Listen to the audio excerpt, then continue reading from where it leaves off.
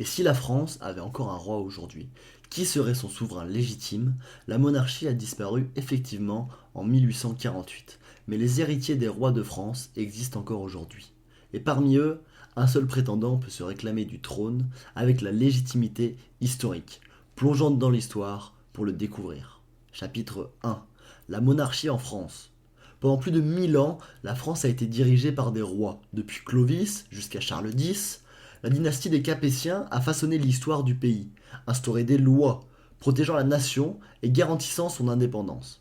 Mais tout a changé en 1789, avec la Révolution française, qui a conduit à l'exécution de Louis XVI en 1793. Malgré cela, la monarchie a été restaurée avec Louis XVIII et Charles X. Cependant, en 1830, une rupture majeure a eu lieu. Un coup d'État parlementaire a remplacé le roi légitime par un roi élu, Louis-Philippe, issu de la branche cadette des Orléans. Depuis cette époque, deux courants s'opposent, les légitimistes d'un côté, qui défendent la descendance directe des Bourbons, et les orléanistes, qui soutiennent la dynastie installée en 1830. Chapitre 2. Les deux prétendants. Aujourd'hui, deux familles revendiquent l'héritage du statut royal, mais une seule l'incarne. Les orléanistes, d'un côté, ils soutiennent Jean d'Orléans, descendant de Louis-Philippe. Leur argument principal est que la branche des Bourbons aurait été éteinte, ce qui est historiquement faux. De plus, les Orléans sont devenus des figures républicaines et ne présagent plus la tradition monarchique française. Les légitimistes, de l'autre côté, se basent sur plusieurs principes, les lois fondamentales, une projection pragmatique de la loi naturelle. Ces règles, appliquées depuis les Capétiens, stipulent que seule la descendance directe de la lignée a droit au trône.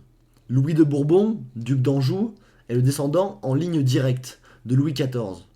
C'est donc lui, et lui seul, qui représente la continuité de la monarchie française. Si la France redevenait une monarchie aujourd'hui, Louis XX serait le seul roi légitime, héritier de 1200 années d'histoire. Chapitre 3. Un roi, mais sans couronne. En réalité, la France est une république. Mais cela signifie-t-il que la monarchie n'a plus de place? Prenons l'exemple des monarchies européennes, en Espagne, en Belgique ou même au Royaume-Uni. Les rois assurent une stabilité politique et incarnent l'unité nationale. Alors pourquoi nous, en France, filles nées de l'Église et berceau des plus grandes dynasties, devrait-elle pas s'en priver? Louis XX est aujourd'hui le successeur d'une tradition qui a façonné notre histoire. Il incarne une continuité historique, un lien avec notre passé et une alternative à un système républicain qui divise plus qu'il unit. La France doit-elle redevenir une monarchie? Si oui, Louis XX est-il le successeur naturel du trône? Si cette vidéo vous a intéressé, abonnez-vous pour plus d'histoires fascinantes sur notre passé et nos traditions. A très bientôt pour une nouvelle plongée dans l'histoire.